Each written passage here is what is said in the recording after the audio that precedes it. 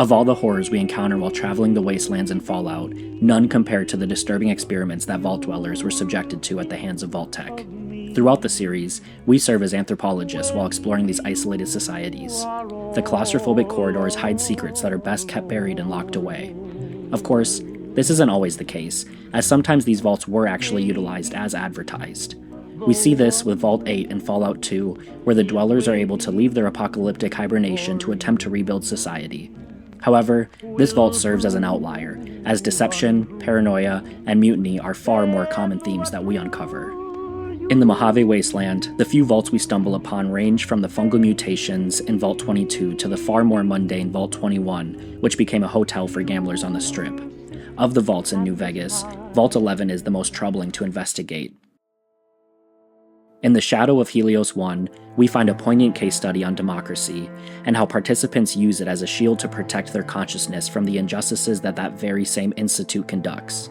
Following the footsteps of their pre-war predecessors, the scattered corpse of the Vault Dwellers serves as proof that democracy never changes.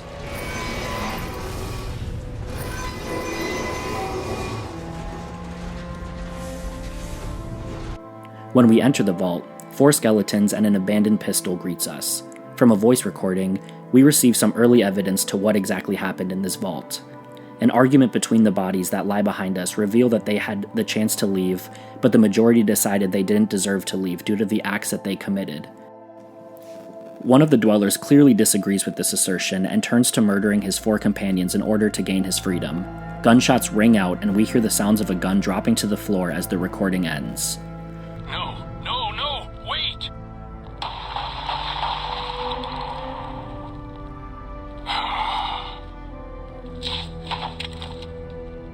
With this limited information, we proceed into the confines of the vault. The first thing we notice is that the walls are decorated by countless political campaign signs.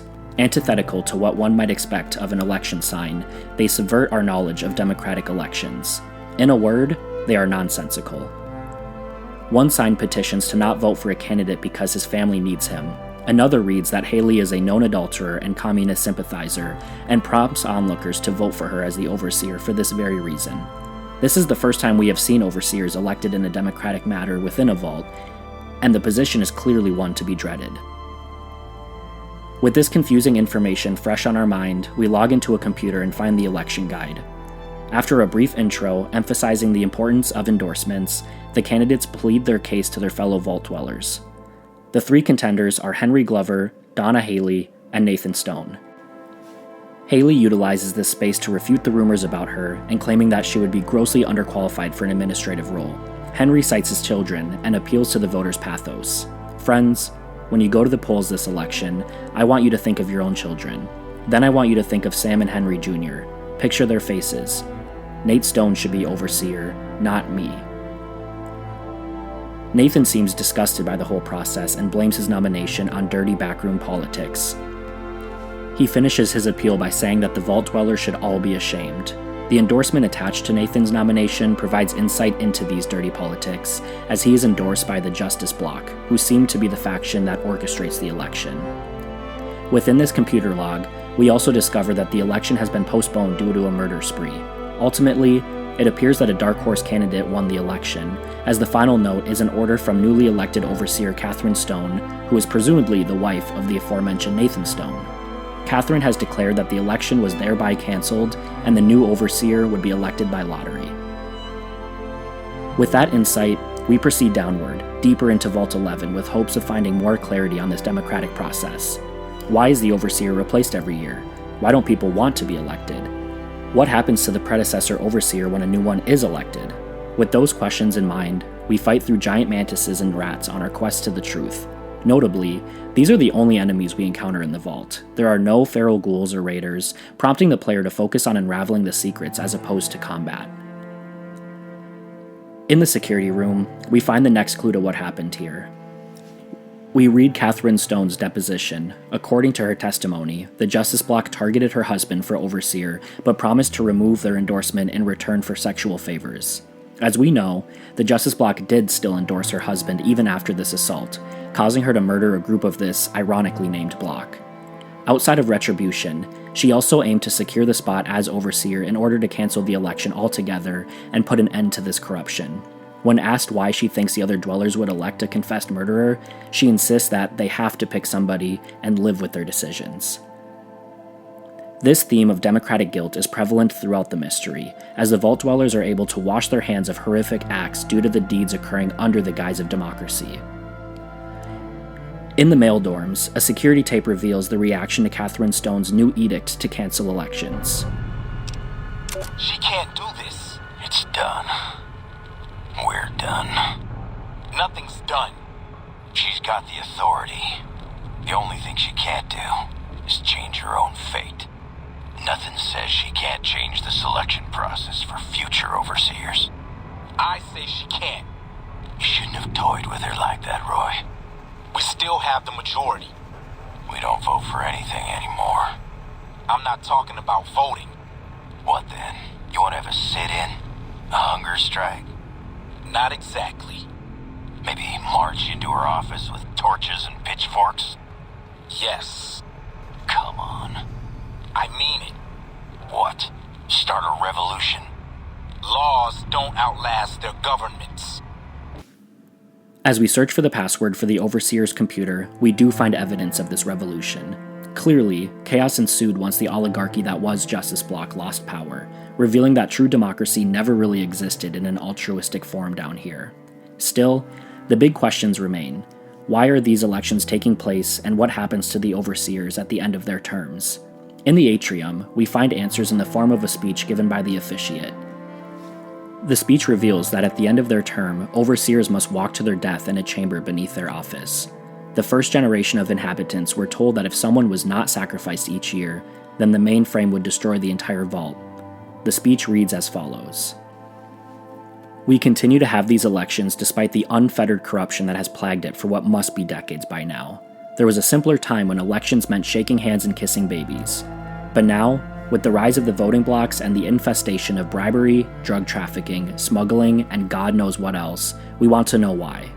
In the archives, you'll find the account of the first overseer, who entered the vault as the only citizen aware of the sacrifices that would have to take place. But he didn't have the answers either. If he did, surely he would have foreseen the citizens' anger when he broke the news. Surely he would have guessed that they would want to choose a sacrifice democratically in the way we citizens are accustomed to washing our hands of terrible deeds, and that his name would be at the top of the polls, and that the simultaneous vacancy of Overseer and Martyr would forever fuse the two positions here in Vault 11. With the truth finally free, we descend into the sacrificial chamber under the Overseer's office. The light is calming and puts your mind at ease. Go to the light.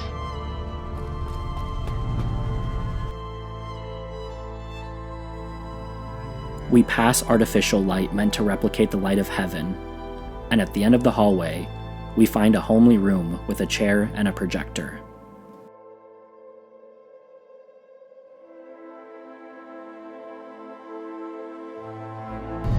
Greetings, Martyr, and welcome. If you're here now, it means you've been offered up as a sacrifice so that your vault can continue to thrive. What you are feeling is peace. You've led a great life. Living it has been its own reward. But it is only the beginning. Close your eyes now and imagine what joys await you in the next life. The afterlife. Can you see them?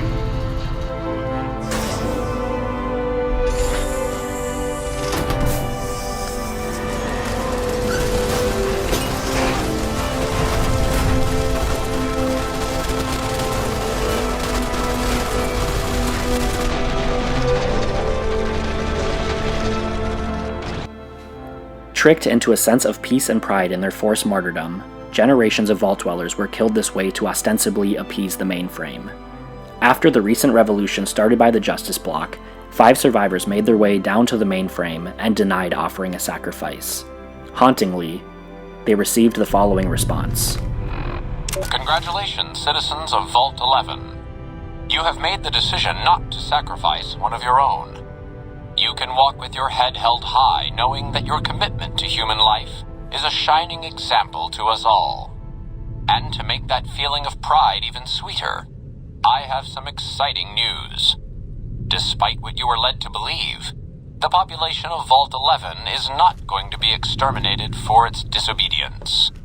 Instead, the mechanism to open the main vault door has now been enabled, and you can come and go at your leisure. But not so fast. Be sure to check with your overseer to find out if it's safe to leave.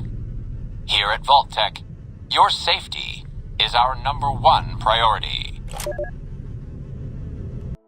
Sickened by what they discovered, they passed their dead friends and family and went to the entrance of the vaults.